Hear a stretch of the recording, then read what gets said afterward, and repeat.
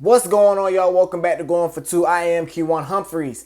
The Oklahoma City Thunder have advanced to their first NBA Finals appearance since the 2012 season. Now, that team was led by Kevin Durant, James Harden, and Russell Westbrook. And the league is almost a completely different. It's like a whole different world. It's two different NBAs basically in comparison to how the game was played back in 2012 to how the game's played now in 2025. But there's one constant with this OKC team. They're led by three young stars. Back then it was KD, Russ, and Harden. Now it is SGA, J-Dub, and Chet. Those three guys, they may not be the individual stars that the three that preceded them are, but as a unit, as a young core, this team is just as dangerous. Another big game, another blowout win. I'm not gonna lie to you, there's not too much to say about tonight's game. So I'm gonna talk about the OKC Thunder as a franchise and moving forward and looking back, and I'm gonna talk about Minnesota Timberwolves and what they have to do, what they should do moving forward as well. Starting with the OKC Thunder, man. Shai Gilgeous, another big night, 34 points, 7 rebounds, 8 assists. Chet Holmgren and J-Dub also poured in great performances. But it wasn't the offense that was the show, y'all. It was the defense. Once again, we're watching this all-time defense. I want to say statistically this is the best defense ever.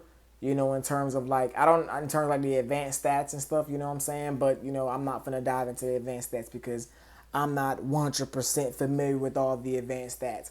But this is one of the best defenses ever. And tonight was one of the best defensive performances that I've ever seen. At the end of the first quarter, the score was 26-9.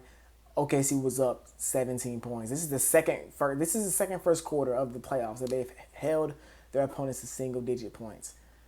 At halftime, OKC had forced 13 turnovers and only allowed 10 baskets.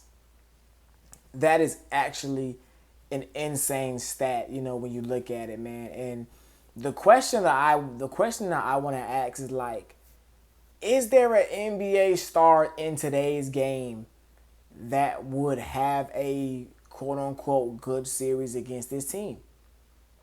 You know what I'm saying? We saw Jokic struggle for majority of the 7-game series. He had 2 games where he popped off.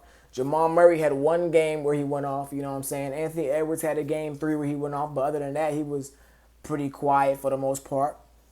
Ja Morant had a good first half against this team. He said he figured them out. No, he did not. So I asked, is there a player in the NBA that would have had a good series? You know what I'm saying? Of course, we got to look at Luka Doncic, the guy that, put this team out last year. But there was no Caruso last season. You know what I'm saying? I think adding Caruso, adding Caruso took this really good defense to just another level because you have a guy you can just sick on their best player. So I don't know.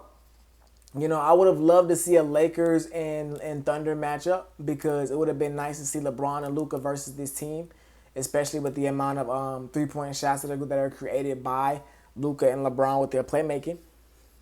But at the end of the day, man, they're going back to the finals. Going back to the finals, man, and it's just really, really tough.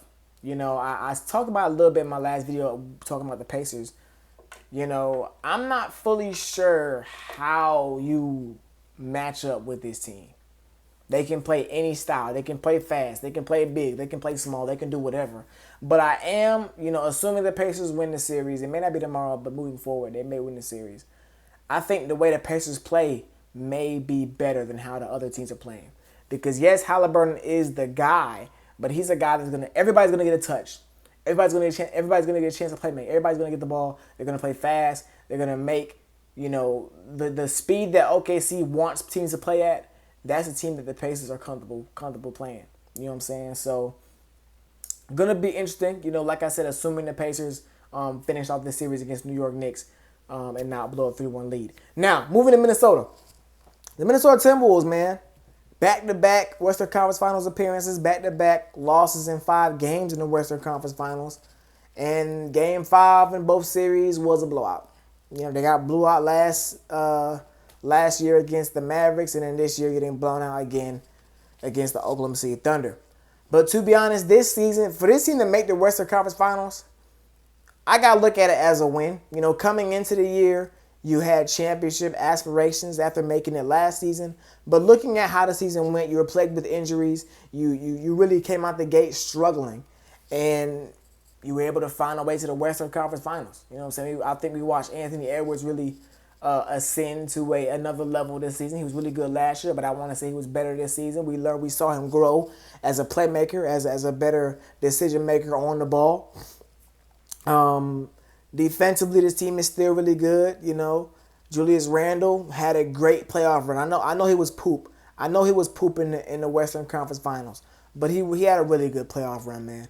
You know what I'm saying? So I definitely think that they're gonna run it back with him.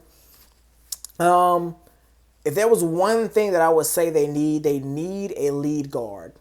Love Mike Conley. I love Mike Conley. You know what I'm saying? I love him. But he was just not a factor at all in this series, and mainly because the OKC Thunder they shrugged him off. You know?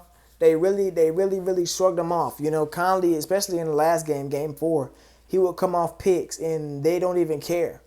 You know, Conley has to shoot and make those shots. You know, I think if OKC can find a guy like that can help alleviate some pressure off of Anthony Edwards when playing against these really, really good teams, then this Minnesota Timberwolves team could seriously be a problem. But me personally, I'm thinking running back. Conley might be retiring, so maybe Rob Dillingham makes that jump. You know, we never know. We saw a couple of minutes late in the game. Terrence Shannon, I expect him to have a pretty good role next season as well. But, you know, Minnesota, they're still relatively young, man. It's only their third year in the playoff, 4th year in the playoffs, you know. They made it Ant's second year, lost to the Grizzlies first round.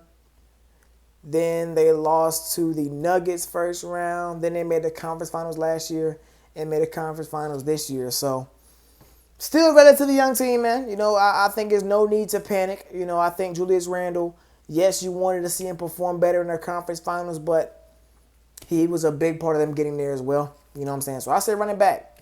Running back, get Gobert in the lab. Gobert, I saw a TikTok. They said he might be the worst offensive player in the NBA in terms of size and like his job. They're not asking too much of him, and he can't even do that. So hopefully, you know, they'll get Rudy Gobert in the lab, go make some moves, you know what I'm saying? Just bring some guys. Bring some guys that are going to help, you know, compete for a championship moving forward.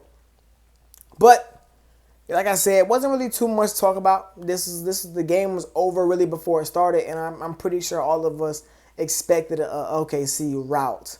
You know I did. I knew, especially after the last game, OKC was going to run these guys out of the gym. I didn't think it was going to be that bad, but nevertheless, it happened.